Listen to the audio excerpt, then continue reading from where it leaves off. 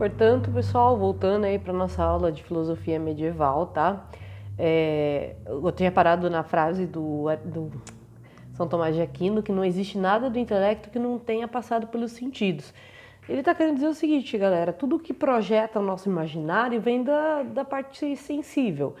Então, desde quando eu falei daquela questão da Inquisição, por exemplo, que era uma coisa extremamente assustadora, se for para pensar, né? Aquela visão já projetava um monte de outras visões aterrorizantes, assim, né? Dentro da mente e imaginário daquela época. Então é muito fácil você acreditar que tem demônios na escuridão, porque você não enxerga o que tem ali de fato. Seus olhos não penetram ali, né? Mas aí ele não estava preocupado em desfragmentar esse imaginário em si, mas sim dizer que objetos sagrados, ações concretas, são o que nos levam de fato à graça, tá bom?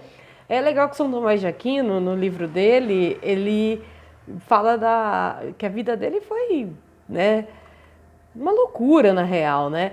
Que a vida dele foi uma sucessão de pecados e que graças a isso ele se sentiu próximo, né, de Cristo, tá, pessoal? Então,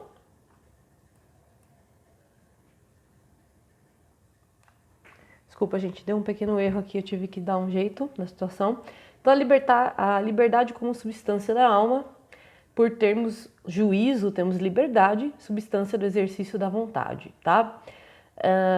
O tomismo influenciou na criação de um clero secular para o aconselhamento, então aumentou a quantidade de padres assim massivamente, porque eles acreditavam que os padres tinham que estar em contato com a população para aconselhar a população nas suas atitudes. Então vai ter aquela coisa do confessionário, né? A partir de agora, nessa época o confessionário não era separado, mas por conta de constantes denúncias que fizeram à igreja, né, de situações abusivas, eles começaram a fazer o confessionário separando o padre da pessoa, né, que está ouvindo. Também vai ampliar as construções, porque eles vão ver nas construções das grandes igrejas uma forma de obtenção de, basicamente, uma obtenção, entre aspas, de uma ascensão divina, de um reconhecimento maior, né, dessa divindade. Então, tudo que é construído num termo concreto da Igreja Católica simboliza essa adoração de Deus, né, e tudo mais. Isso vai ser levado para as colonizações também, vai ser inclusive as funções que os escravizados pela Igreja vão cumprir, né, dentre outras cositas más aqui.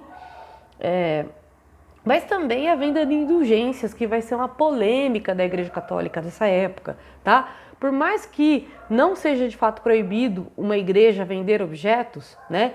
Não é proibido, ninguém criou uma lei que proibisse isso, mas nesse caso foi uma época que acabou sendo meio abusiva essa situação, né?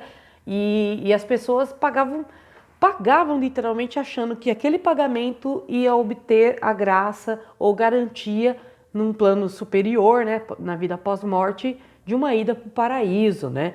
Então, muitos cristãos que nessa época vão se voltar contra a Igreja Católica, que são os protestantes, eles vão apontar essa venda de indulgências como algo errado na Igreja por conta do excesso, mas não quer dizer que eles eram completamente contra.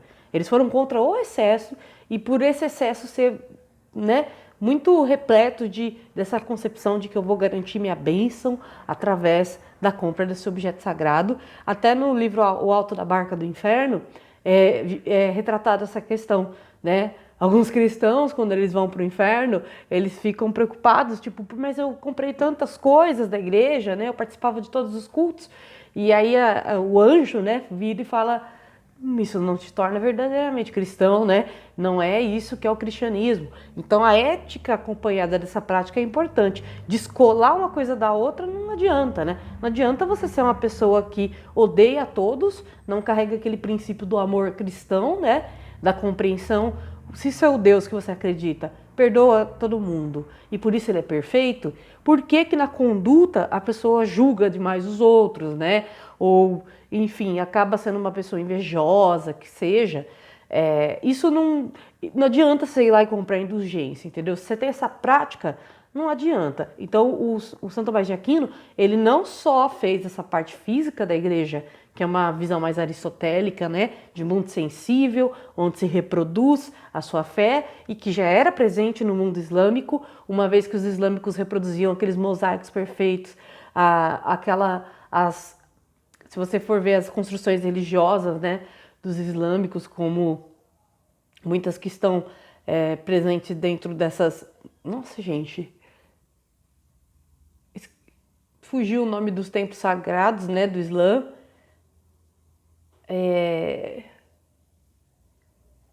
Não, eu vou ter que pesquisar, gente, não é possível. Desgrila, cara, mesquita, não sei porque sumiu esse nome da minha cabeça.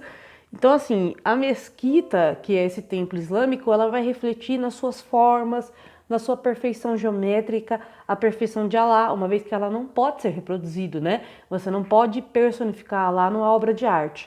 Então, você pode criar essas reproduções de simetria perfeita, matemática, uma vez que a matemática sempre foi muito ligada aí nessas épocas, principalmente, à natureza de Deus, né? De Alá, no caso. Então, nos templos católicos também vai ter essa reprodução artística muito grande, vai ter também esse empenho de tornar físico aquela perfeição de Deus, né? Se você acredita que Deus é perfeito, então você alcança essa divindade perfeita através dessas obras perfeitas, né? Então, teólogos como João Calvino, que viveu aí em 1559 a 1539 a 1564, Martim Lutero, que viveu em 1483 a 1546, foram influenciados pelo pensamento de Aquino, e por isso que eles buscaram, inclusive, romper com a Igreja Católica da época para criar uma doutrina que tinha mais a ver com a ética da pessoa, né? Então, no caso do João Calvino, volta-se muito para a ética da família, volta-se muito para a disciplina, né? Que não pode ter diversão, a diversão tem que ser muito reservada, porque senão você se desvia do trabalho contínuo, né? Da coisa do homem de Deus, né? Havia também uma concepção de que o ser humano era universalmente parecido, era da mesma essência, e como a gente veio do mesmo pecado original, tinha essa necessidade de salvar todos os seres humanos desse pecado original através da conversão. Então, são ambas doutrinas que acreditavam em doutrinações para todas as pessoas como uma forma de salvação da alma daquelas pessoas, tá? É claro que isso numa instância ideológica, porque numa instância prática a gente sabe que essas questões envolveram questões políticas, né, de sua época, envolveram as aristocracias e como não desagradar totalmente o pensamento delas, porque, quer queira ou não, essas religiosidades precisaram fazer o mesmo caminho da Igreja Católica, de criar uma associação com o Estado para se legitimar uma instituição, enfim, né? É mais complexo, mas é interessante a gente saber um pouco aí sobre o pensamento teológico, né, da Idade Média, mesmo quando a gente entrar na modernidade, quando vai vir aquela onda de conhecimento científico e filosófico científico muito forte, para eu entender o que essa onda estava se opondo, eu preciso entender esse pensamento aí medieval, tá bom?